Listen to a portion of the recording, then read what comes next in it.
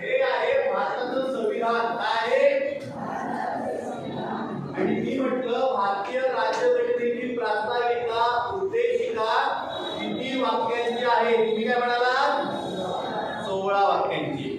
म्हणजे एवढी वर्ष आपण भारतीय राज्यघटनेची प्रास्ताविका बोलतोय, ऐकतोय, समजून घेतोय का? अजिबात नाही. आपण फक्त बोलण्याचं काम करतोय. जर तुम्हाला मी सांगितलं की प्रास्ताविका एका वाक्याची आहे तर तुम्हाला विश्वास बसेल का? नाही बसणार. मला सांगा, वाक्य कधी पूर्ण होतं? कधी?